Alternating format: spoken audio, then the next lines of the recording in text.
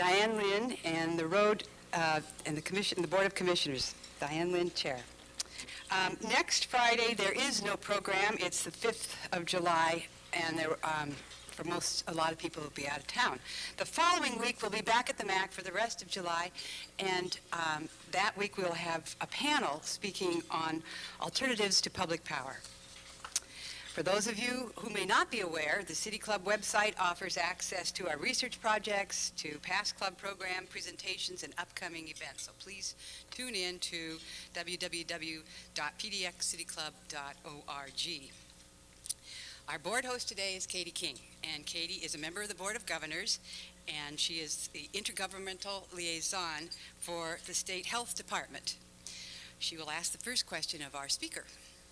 Following Katie's question, we'll open the program to questions from the City Club members in the audience. Please line up at this microphone even before Katie is finished so that we have as many questions as possible. As you know, we identify ourselves as City Club members, and this privilege is for City Club members only, and we ask our questions in 30 seconds or less. Broadcast of City Club program this quarter is made possible in part by the corporate underwriting from the following: Kaiser Permanente, Wells Fargo, and Zimmer Gunsel Frasca Partnership. I'm very, very happy to introduce our speaker today.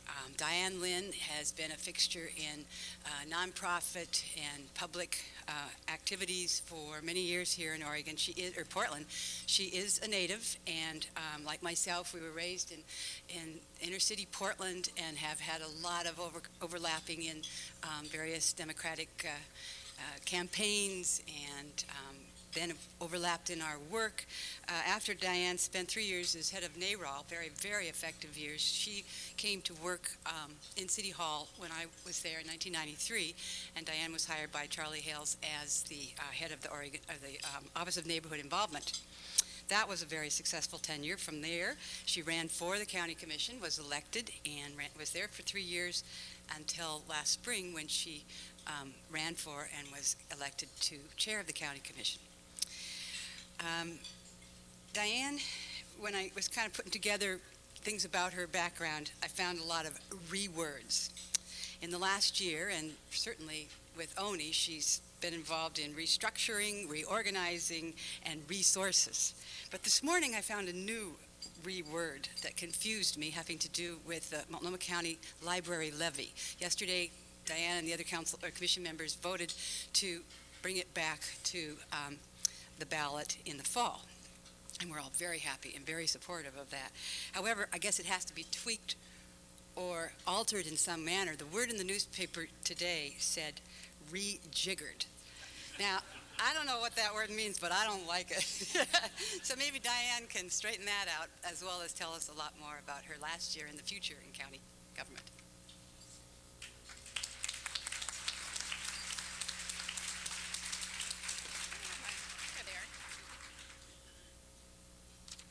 Good afternoon, everyone, and thank you so much for having me here today. Thank you to the City Club of Portland for arranging to hear from Multnomah County.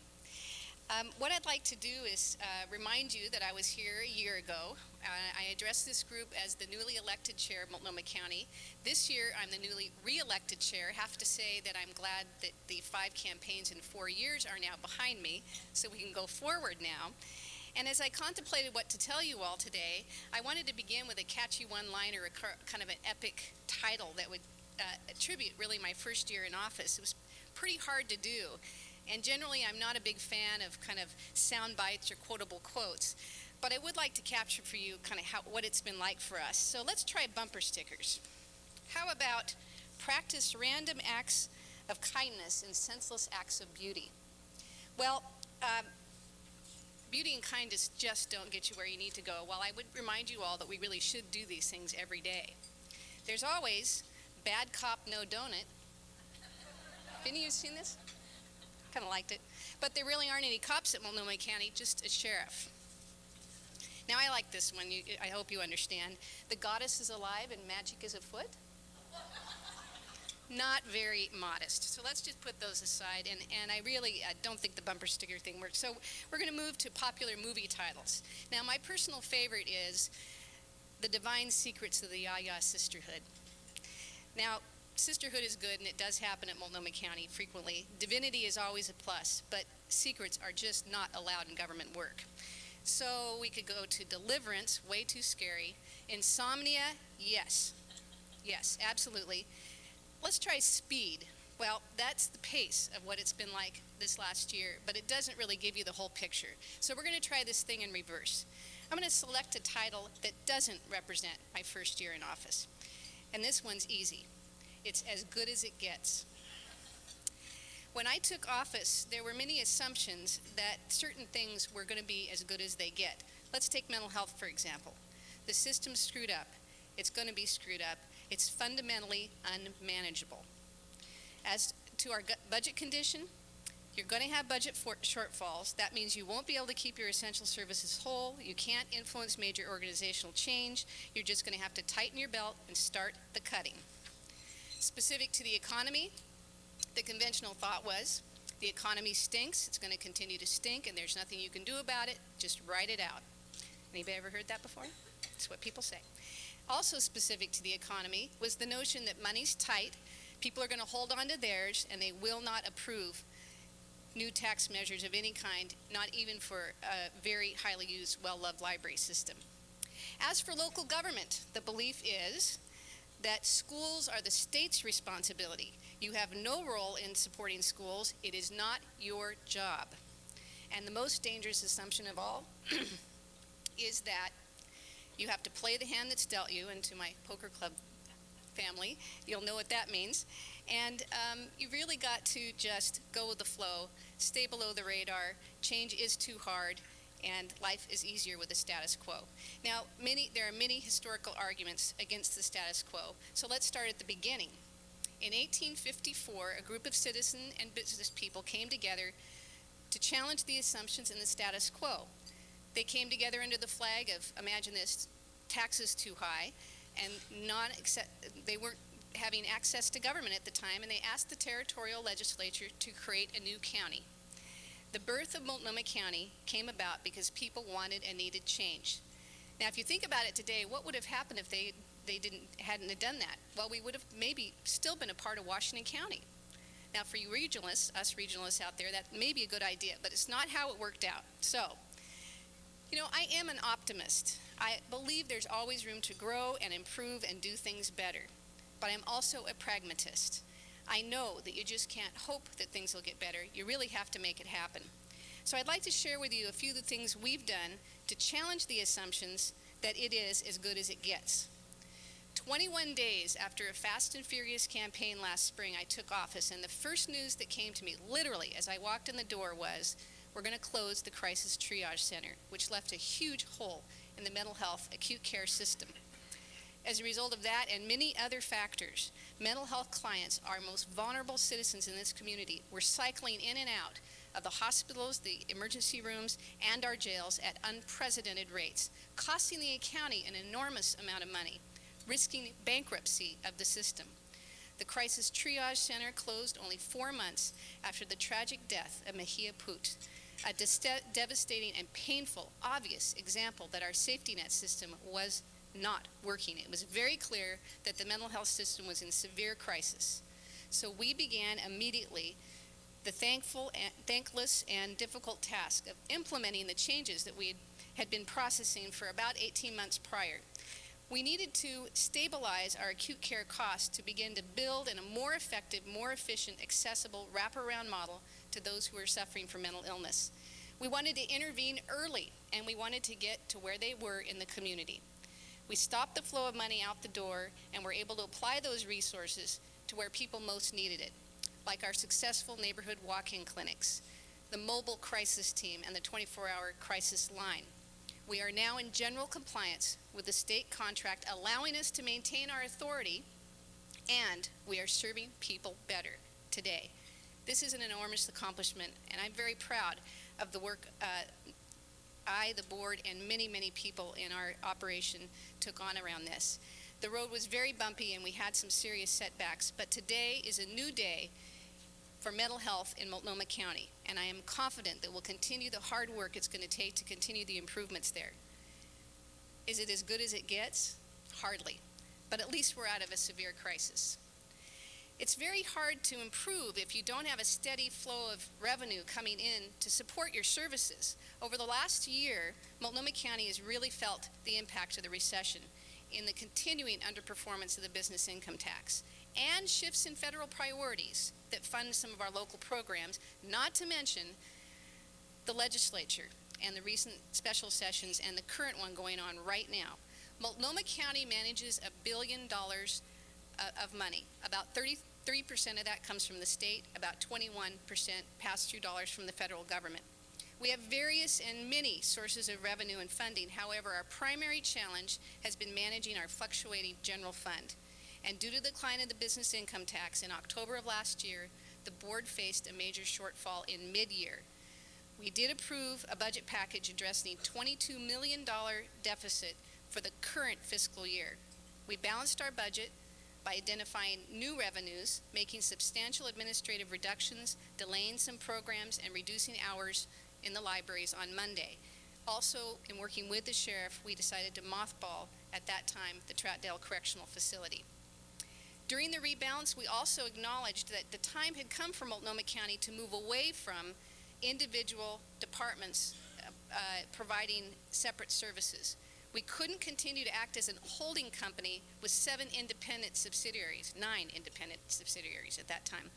We needed to move towards a core enterprise that would provide several but integrated lines of service. We merged 4 departments into 2 and streamlined and improved our service delivery system, and we created a new Office of Community School Partnerships that allowed us to align all of our school-based services and to effectively continue our investments in early childhood, school-based programs, and supports to kids and their families. And that was just the beginning. In tackling the budget for the upcoming fiscal year, 2002-2003, the board once again faced another budget gap, this time $13 million.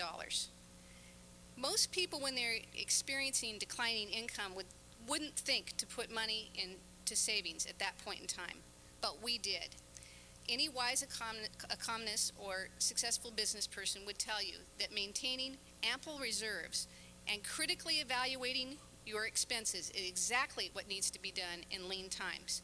We were able to build our reserves during the rebalance and the fiscal year budget process without harming our essential services. By putting money in the bank, we were able to maintain our AA1 bond rating, which is vital to our overall fiscal health, and it was at risk. In recently adopting the fiscal year budget, we continued to streamline and lower our administrative costs. Over the past year, we've eliminated 54 management and executive positions at Multnomah County, reducing overhead expenses by about $4.5 million. But we held the line on safety net services in healthcare and our critical supports to seniors and people with disability. We continued our investments in early childhood programs, supports to kids in schools and their families, as well as our critical homeless youth programs and family homeless programs. And we stayed the course on effective drug and alcohol and mental health treatment.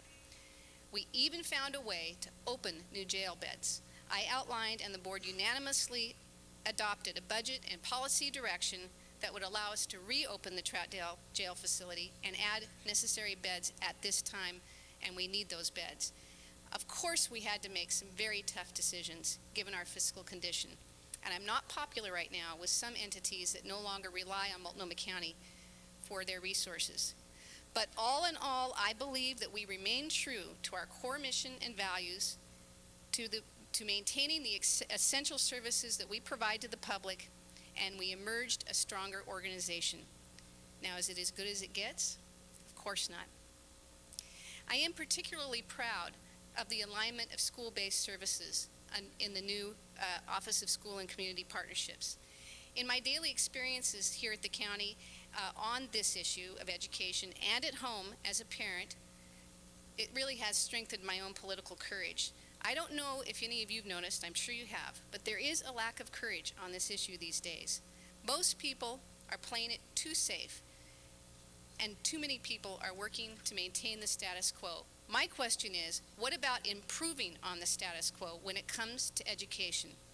What about the crazy notion that just maybe we should be doing better than we're doing today? The Oregonian recently editorialized on the importance of school funding and called for state lawmakers to be brave, take some political risks, be visionaries, think about what kind of Oregon we really want in terms of our local public school system. I agree with their call to action, and I agree that all elected officials, not just those who serve in the legislature or in the governor's office, should pass a litmus test on their willingness to invest in Oregon's future. Over the past 10 years, the legislature has systematically disinvested in our public schools, even during boom times. Under the current party leadership, the legislature has failed to secure school funding. And from where I sit as a parent and as a longtime school activist and as the chief elected officer for a jurisdiction comprised of over 90,000 students, it is appalling to me that we've allowed this disinvestment, and it is irresponsible. The work we do, thank you. It is. The work we do here at the county is directly connected to the condition of our 7 public school districts, and I'm sure you'd all agree that good schools lead to greater livability in our communities, greater prosperity for all of our residents, healthier and happier families, and a stronger local and statewide economy. If schools continue to struggle, the possibility that we'll see those students in the criminal justice system clearly increases. The probability that we'll see them in our safety net system becomes predictable.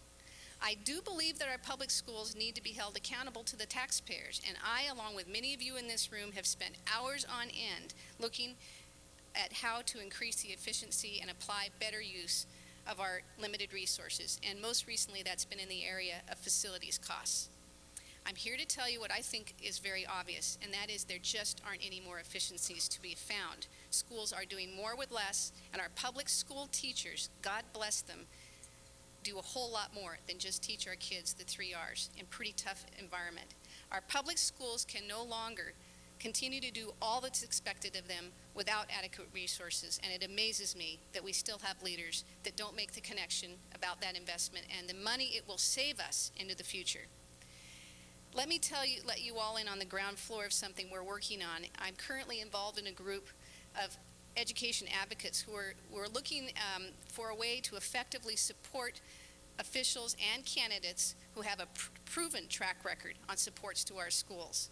It's imperative that Oregon have leaders who are committed to finding a long-term, stable funding for education.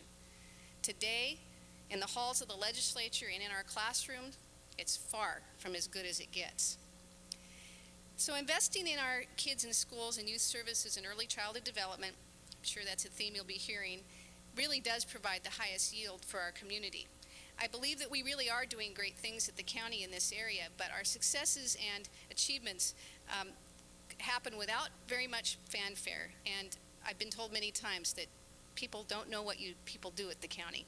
And that's part of what happens. When you're in the middle of it, it's hard to keep track of whether or not you really are on track. And what brings you back to center and reminds you of the impact of our work on people's lives happen with just little things every day.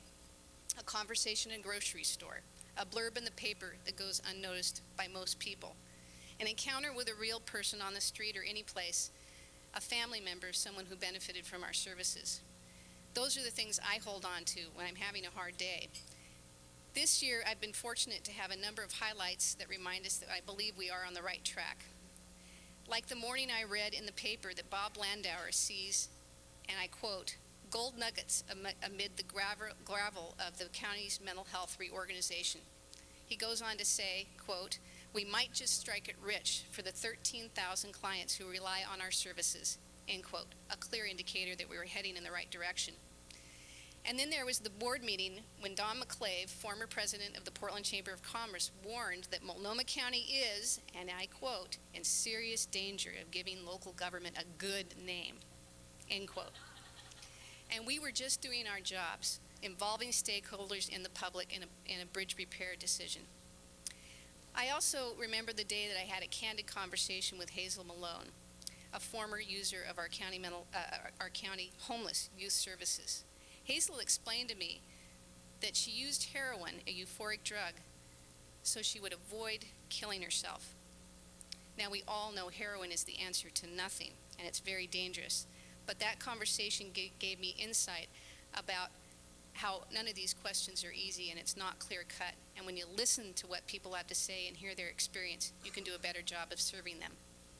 I think Hazel's with us here today. If she is, wave your hand. Hi, Hazel. Thank you. Hazel is now off the streets, and she's currently working to help other kids, low-income kids, get an education and a job. And she's built a life without heroin. And I think this also connects to the fact that I'm very proud to have had a hand in the Janus Youth Program awarded by the Robert Wood Johnson Foundation grant, very large amount of money coming to the Portland area, called Metamorphosis, named by the kids. This grant will allow us to add critical treatment services to our homeless youth continuum of care, and it'll help work with other kids like Hazel into the future. So election night really was a highlight for me too, not only because I was reelected as chair, but because in these tough economic times, when most people are holding on to their money, our libraries received a tremendous vote of confidence. But as you know, our libraries also suffered a painful indirect defeat in this current election. The idea that non-voters voided an overwhelming show of support to our libraries is a hard one for me to swallow. Kids, seniors, the unemployed, small businesses, and everyone else will not have access to services on Mondays this year because of the people who didn't vote. That's just wrong, and I will do everything in my power to repeal the double majority rule.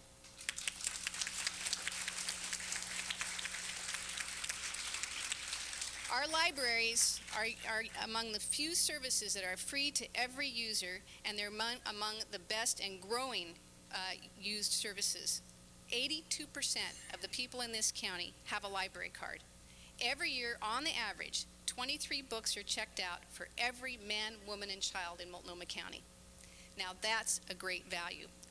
Without the resources generated by the levy, our libraries stand to lose over 50% of their operating funds, and it will result in significantly decreased hours, less books and materials, severe layoffs, and the gutting of very important programs, and will almost unavoidably force us to close some of the new, beautiful library branches, and that's unacceptable. We cannot afford to lose the libraries as we know them, and the board and I will go back out to the voters in November, and we'll ask you all to repeat your support for the libraries, and I hope many of you in this room today will actively join the campaign to win the support of the voters again.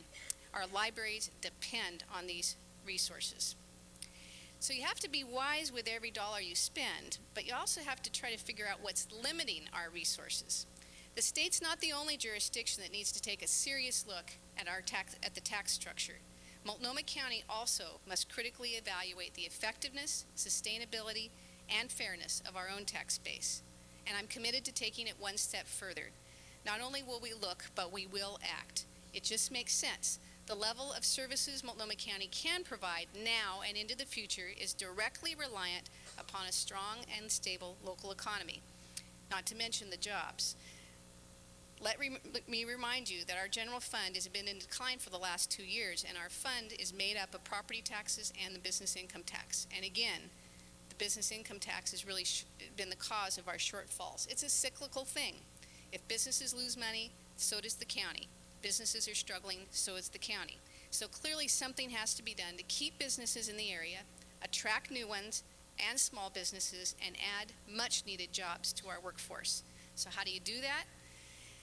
Well, it's got to be in a way that's sustainable and benefits both business and government. While I don't have a surefire answer, and I don't think anybody does to that question at this time, I'm committed to exploring all feasible options, even if it means significantly restructuring our current business income tax. Last winter, I proposed, and again the board unanimously agreed, to enter into the critical community partnership agreement with the cities of Portland and Gresham, the Chambers of Commerce in Portland and East County, the Portland Development Commission, and the Association of Portland Progress, which is now, together with the Chamber, the newly formed Portland Business Alliance. The partnership has recently done a pretty detailed analysis to let us know what it's like to do business in this town, and specifically about the impact of our tax structure. In the recent study, it is apparent that within our region, the business income tax puts Multnomah County at a competitive disadvantage. Even within our boundaries, the BIT is applied disproportionately. So what are the next steps? The community partnership agreement will produce specific recommendations and a better way to maintain and improve business environment, and we'll be following up on that. Multnomah County and the community we serve depends on our progress in this area. I'd like to add one more note about this. It's not just taxes alone that affect business, it's also energy costs. This community does need to come together to ensure that the assets of Portland General Electric stay a part of this community.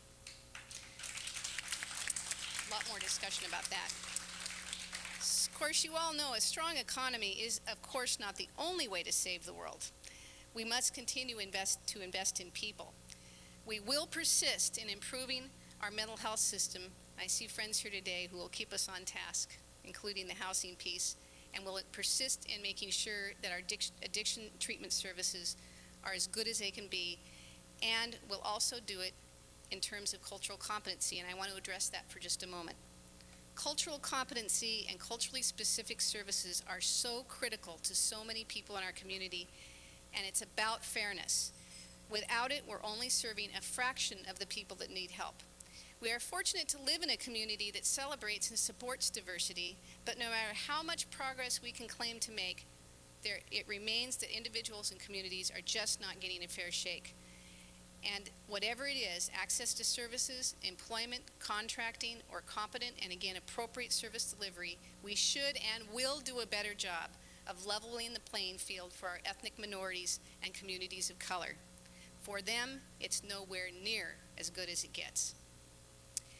So in the movie, I'm sure many of you will recall, Jack Nicholson's character playing the role of the man with the mental illness, struggling to begin a relationship, has a great line. He sits across from the woman he's keen on, and he tries to explain to her why he's decided to begin taking his medications. He says, "You make me want to be a better man." Well, I'd like to steal the line, reword it, and expand upon it. The people of Multnomah County, this community, our dedicated and fantastic employees make me want to be a better person, a better leader, and a better citizen. And overall, I want to continue to play a role in making Multnomah County a better place for our most vulnerable citizens to be served appropriately, and a better place for all of us to live, learn, work, and do business. My successes this year are absolutely not mine alone. They belong to this Board of County Commissioners, and I know one of them is here with us today, Commissioner Serena Cruz. I don't know if any other member of the board is here right now, and the other county elected officials. And I know that Suzanne Flynn, our county auditor, is also here with us today. I hope I haven't missed anybody. They also belong to my staff, right there in the middle. Really appreciate their help. All the county employees, and please understand that we have an extraordinary group of people working for us at Multnomah County. Our community partners, vast group of people, and most importantly, any success that any of us can claim now and into the future is based on the critical involvement of the public. The strides we've made in mental health, balancing our budgets, passing the library levy, improving our service delivery systems can be directly attributed to the vital contributions of the residents of Multnomah County. And with the community's help, Multnomah County will continue to make strides in improving the economy, ensuring the best use of every general fund tax dollars to provide, again, better and more effective services, and providing that vital support and partnership to our schools and public education. You know, there really are days where my job almost seems as good as it gets. I mean, think about it. Where can you spend your time supporting public schools and libraries and building communities and supporting local business in my hometown? But I know we have a lot of room to grow and a lot of room to improve, and we will. The best is yet to come. Thank you all so very much.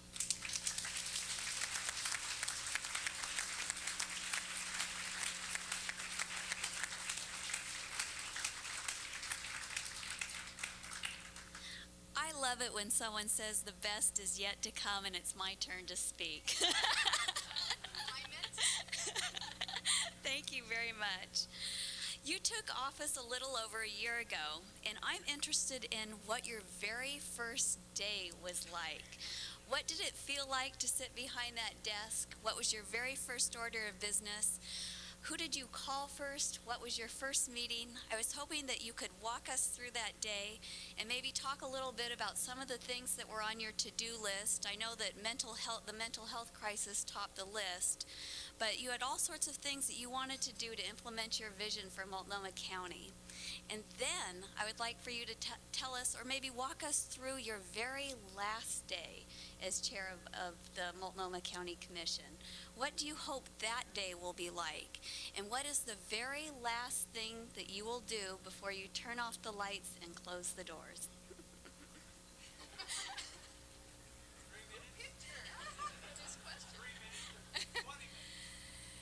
Well, yikes, off the top of my head. Well, I really will jump. I think I'm going to have to jump to the latter part of the question because I really very thoroughly explained to you all exactly what it literally was the first day, and I walked in to the conference room, sworn in that day, which, by the way, was a tremendous highlight. My family was all there. In fact, they're wonderful musicians and singers, and they sang the song Imagine. And I think that's a theme that sticks with me through a job like this, which is we just have to continue to imagine the possibilities. But it really was very heart-wrenching and pretty frightening to walk into a room full of people saying, okay, now what do we do next? This is very, very serious. And I'll spare you the ways in which the staff and I kind of tried to cajole ourselves in facing that challenge, because this community was really terribly up in arms about mental health, and I think I've explained pretty well what that was like. I had an agenda of other things that I knew I wanted to be able to try to do. Obviously, school support was part of that.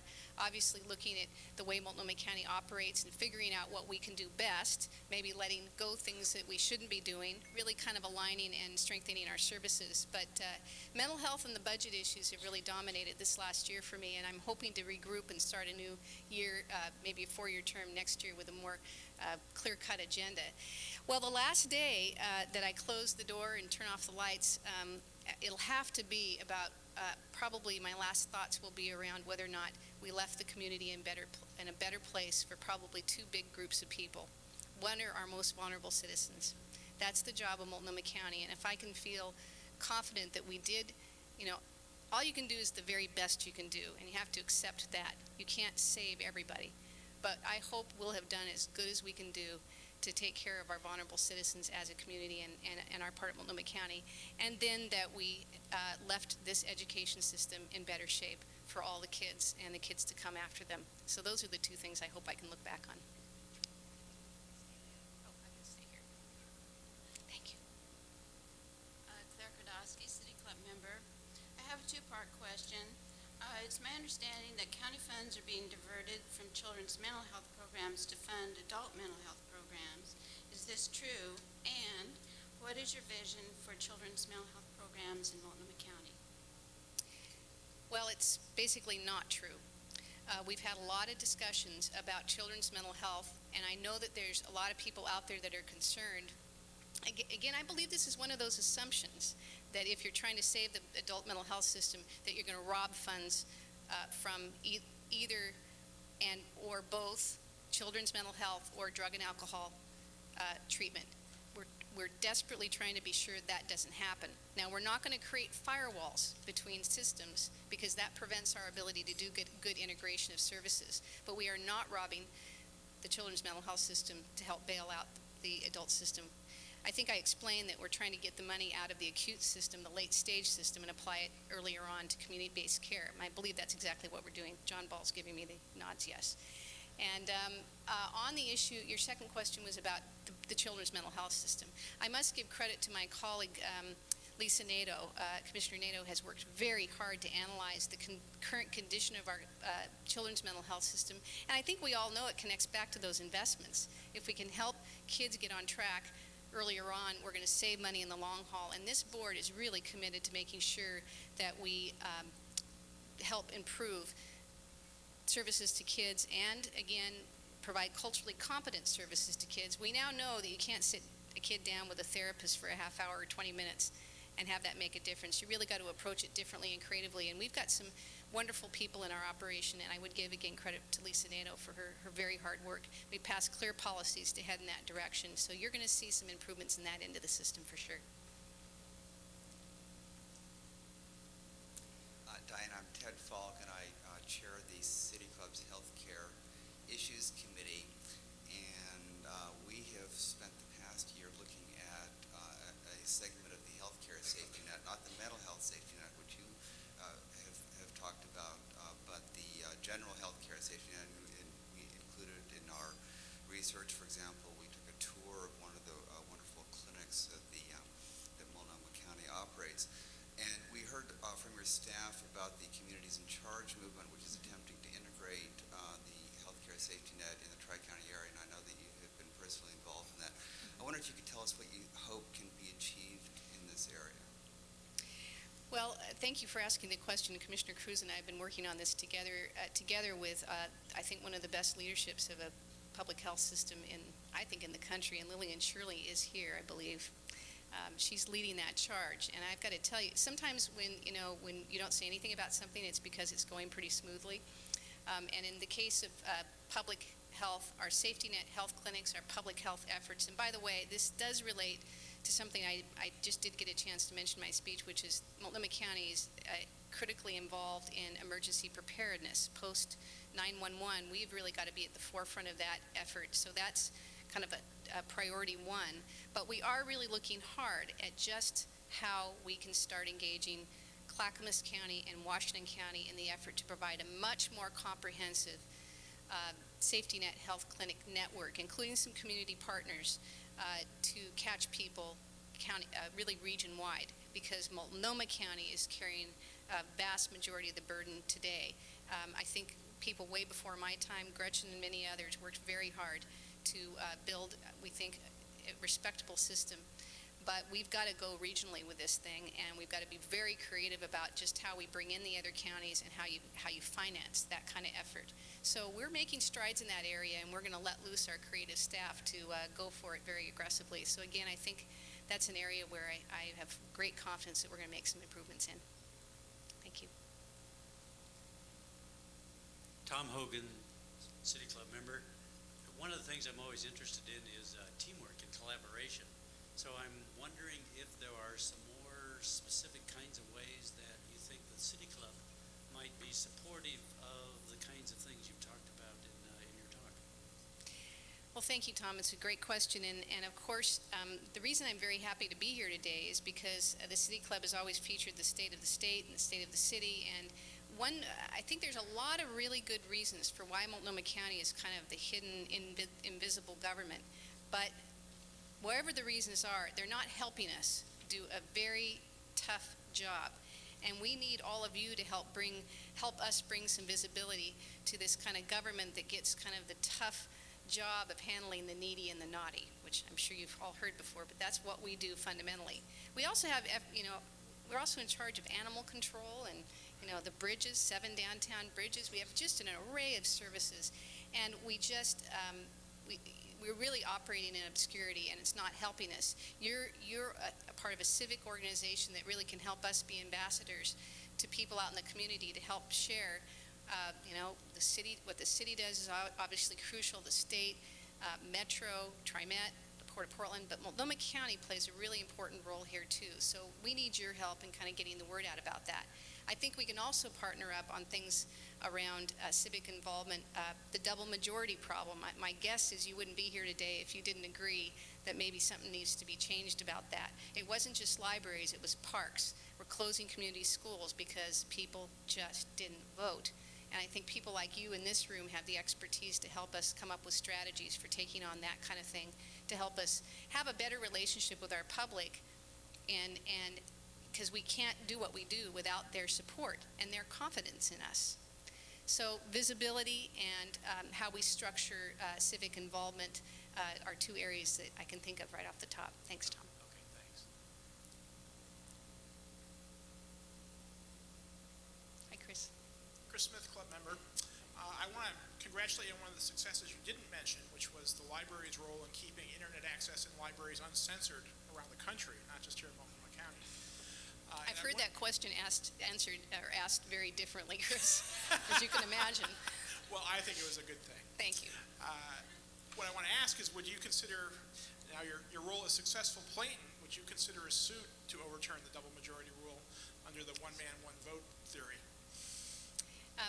One person, one vote, I'm sorry. Good catch. Very close.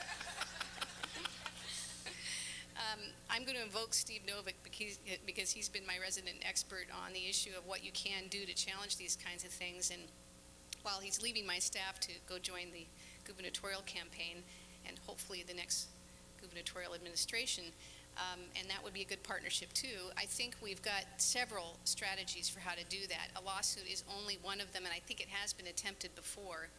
No, it has not been attempted before, but we're not sure that you can either do it that way. One thing that I'd be open to is asking the legislature to refer a measure that would simply remove the requirement for the primary in the spring, at the very least. I think the whole thing was to prevent us from going out to, in special elections where there was 20% turnout and kind of sliding these measures in and getting, well, the truth is the low turnout elections aren't going to benefit us these days anyway. We have a much older population of people voting in those low turnout elections, and they're not the ones looking to write new checks for schools and libraries necessarily, although a lot of them are. So if we could remove the primary election cycle, the requirement for that, and remember, it's a closed primaries. The parties are voting on their nominees. So independents are really sometimes feel left out of that process, and there was a very low turnout from independents. If we can get the legislature to agree to that, then we'll make a stride in the right direction, and that might be the way to go. But we're open to any suggestions people have. Oh no, here's the toughest question of all. Steve Novick, City Club member, and actually, Diane, I'm going to throw two questions at you, but Chris's comment a minute ago reminded me of my friend Lisa Grove, the pollster, once saying in a presentation, after showing some crosstabs on gender differentials in certain issues, that we'd all be better served if we went to a strict system of vote by female. And on the Board of County Commissioners, we're 4 out of 5, so. The two quick questions are, as you've mentioned, although Multnomah County and the City of Portland both play vital roles in our community, the city gets all the attention. If Charlie Hale sneezes, it's on the front page. But as you've mentioned, the county actually has the power to cut the city in half. And I've wondered if you've ever thought of just closing all the bridges for a day just to let bureaucrats know who's boss. Did I tell you all he's leaving my staff? And my second question, which I've asked you a number of times over the past year and I've never gotten a straight answer, is as you've mentioned, the county is active in an organization called Communities in Charge. The county also has a network that's referred to as the Caring Communities. And I want to know, if the Caring Communities fought the Communities in Charge, who would win? Now you know why you haven't gotten a straight answer to that question. Well, on the issue of the bridges and the way we're perceived relative to the city, let me give this a try quickly. See, I really believe that the citizens of this community expect elected officials to work together. I think they expect us to collaborate and cooperate with each other to get the job done collectively. So I'm never going to be in the business of pulling something out that would impact another jurisdiction in a negative way. I am terribly frustrated at times that, again, Multnomah County is really never invited to be a part of community celebrations in the same way the city is. Frankly, it's obvious. Everyone knows who the mayor is. And I'm not suggesting that everybody should know who the Board of County Commissioners are, but I hope that there could be ways that what the county does could be more acknowledged and more a part of our daily environment. We are very happy to run the library system because it is one way that we touch a whole lot of people's lives. But we do handle a lot of people that most people would never want to see, never do see, or never want to see. which are the people, again, who are struggling. And the better job we do of keeping them away from the public eye, the more people probably take what we do for granted. And I do want to, I know there's so many people in the room, but Joanne Fuller's here, and she runs our community justice operation and does a fantastic job. She supervises people on parole and probation, her staff does. And this is extraordinarily difficult work. On the issue, again, of city-county cooperation in the area of public safety, the truth is the city does have flashy police cars and the lights and police officers in uniform, but that's the piece they do. They arrest. We book, incarcerate, prosecute, supervise, and release into the community. That's the part we do at the county. It's about 3/4 of the public safety system. And again, that's the part that nobody sees. And we are going to be going back out to the community to ask for their support for some kind of public safety levy. It will, I believe, be done in cooperation with the city of Portland, because again, people expect us to work together, and we should. And I will do everything on my part to be collaborative about that. But 3/4 of the system that everybody relies on is at the county, and we've got to do an aggressive job at talking about how important that is and how we need the community support to do it well.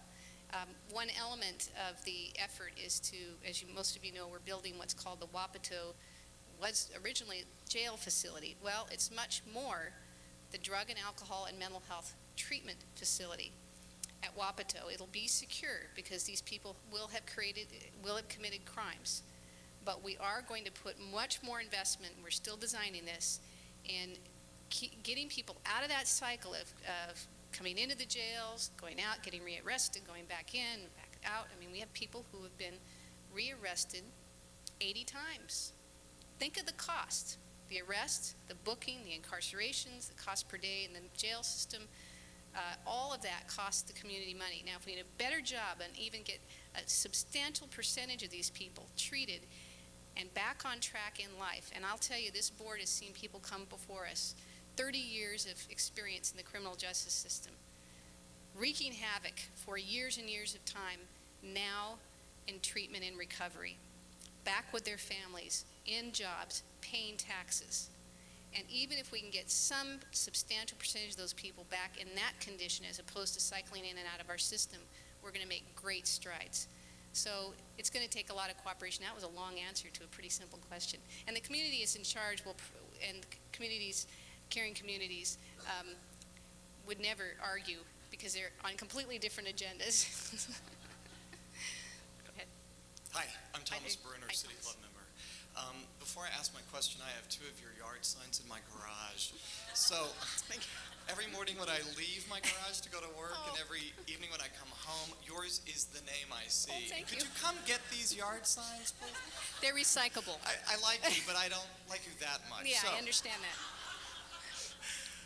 I run Cascade AIDS Project, and there's a fiscal crisis brewing with the state's AIDS drug assistance program.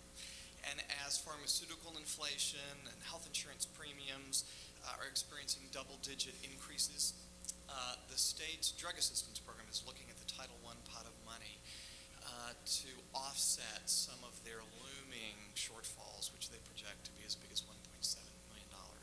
And on July 10th, the HIV Planning Council is prepared to shift $600,000 from existing community-based safety net support services and defund those and put it into drugs.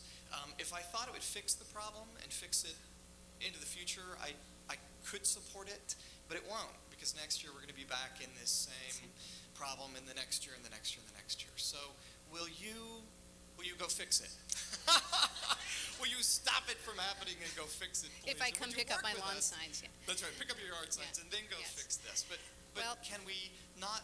Speaking of robbing from Peter to pay Paul, Yes. can we fix this? Well, Thomas, it's a great question, and Andy Smith in my office and I were just talking about this. While I don't know all the nuances of the issue, I am aware that the state is paying for people to stay on their drug regiment, and they've basically going to run out of money before the end of the year. And how do you deal? This is a classic county-related problem in a way. How do you stop the regimen of drugs for people who are relying on them to stay alive? or continue to fund the support systems that they need to keep them alive. Now, we're going to rely on people like you and other people in the community to help us grapple with this, because it's a very, very tough call. And I can't believe there isn't a way to manage the money better at the state level, and I hope to God we can work with them to do that, because running out of a pot of money before the end of the year and creating a situation where the counties have to backfill with the resources we've already dedicated for support services is obviously not the way to do business. So we'll work with you, Thomas, and rely on the expertise of the community to help us make some choices. But again, this is classic of the kinds of things we have to work on. Do you support disabled kids, or kids in school, or senior citizens, or what housing do you provide for whom? These are exactly the choices that we're grapple with and work on every day. So thank you for bringing that forward. Thank you. Yard signs. Gotcha. Just recycle them. Ray Polani, a City Club member. Hi, Ray. Well, Oregonians obviously want more services and better services. And the question is, of course, it takes money. And they seem to be schizophrenic about it. They don't want to pay for it. On the other hand, you mentioned all the important things: mental health, corrections, seniors, libraries, education. Well, it seems that they're willing to pay for roads, but we got a gas tax that is probably one of the lowest in the nation, and certainly lowest in the world. And as a minimum, Oregonians should broaden that gas tax to cover alternative transportation, which would free other money for other purposes. If they were really bold and innovative, they should vote for increasing the gas tax tremendously and putting it into the general fund, because roads are not more important than all the other things. What is your position as an elected official? Do you think, you mentioned that we need to restructure our tax situation. How about really asking Oregonians to take a second look at why roads should fare better than anything else? Well, it's a fascinating question, and statewide, most county commissions really focus more on that. The roads, the jail systems, kind of more concrete, literally, kinds of issues. And we here at Multnomah County are much more involved in kind of the social service delivery end. And if you think about it, the state has invested longer term in the physical infrastructure and not in the infrastructure that really supports people. And in a way, again, I hope you've heard that I'm very concerned about how we spend the tax dollars, because if we did that well, we would quit spending money on the late stage, after somebody has already established their pattern. So I agree with you, Ray, that a gas tax, and I know there's been proposals, and again, this is outside my realm of real expertise, but that would put the gas tax into the general fund. And of course, for us, because they're down there in Salem right now, figuring out whether or not they're going to give us a cost of living increase for our 1145 people we supervise in this community. And we already, I promise you, don't have enough money to do the job anyway. And it really is a struggle. We'd be very open to that. The hard part is that voters have said flatly no to the last couple gas tax proposals. So that's where you have to get even more creative and more persuasive and come together collaboratively better, not just with government, but also with the private sector, on how we can cook a proposal that we can sell to the public. Because I do think they want road improvements, but if we could balance that with all the other services we provide, I'd certainly be supportive of that. Thank you. Carolyn Timmerman, City Club member. I recall that Dan Noley, when he was here, had stated that they had 250 jail cells that weren't being used. And now I hear that you're building in Wapato, or in the city of Portland, building a jail out in North, not being used. I mean, can you enlighten me on why we're having to do this? Well, that's also an excellent question, and let me see if I can do this very succinctly. Last fall, when we mothballed the correction facility in Troutdale. It's called the Farm. We did it because our population was down. Now, we should be celebrating that fact in this community because for many years we were matrixing people, and I hope most of you know what that means. It's a system for kind of bumping people out early when we're overcrowded, when we don't have enough jail beds. What happened in the interim between last fall and this spring, a couple factors. The recession set in, that stresses people. More people get into situations where they end up getting arrested, and the other factor is the weather gets better. We have a greater need for jail beds now. Now, again, I don't think it's any surprise to any of you that the sheriff and I have disagreed on policy about how we manage our jail space. And I have to respect his opinion about it. The board and I have had different perspectives on the issue. We think we do need, right now, more jail beds because we're not booking people. This is what's happening right now. We're not booking people who are committing crimes, quality of life crimes, and crimes of a lot of different variety on the street today. We're giving them citations. In fact, the chief of police just recently disputed that was what we were doing.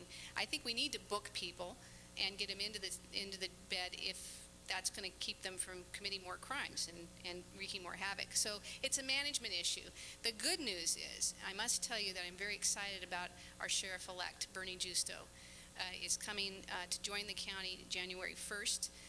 He's very innovative, very creative. He and I have talked about the proposal. He completely agrees with what it is we think we need to do to open the Troutdale jail facility, use those beds well. We run community courts in this town that are very innovative, but you have to have jail beds as the disincentive if you're going to fall off the program.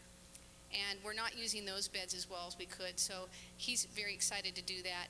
And we've got to prove to the community, people like you, that we're managing the beds right today so we can gain support for the use of the space at the new Wapato facility. And again, we may or may not need new jail beds specifically, but I promise you, we need those secure drug and alcohol and mental health treatment beds. That's what we need for sure. And I think we're going to be working to lay the groundwork for that. Well, why can't you use those 250 vacant jail cells for that? There aren't that many vacant jail beds today. That was a misconception. I don't believe you said that specifically. So we'll help follow up with you on the facts of where our jail bed situation lies. Ready? Ready. I want to thank Diane Linn, and I learned a lot. And as a City Club president this year, I think the idea of the visibility and on the double majority, working to pull that out, it's just destroying us. So with that, I'd like to thank Diane, and City Club is adjourned.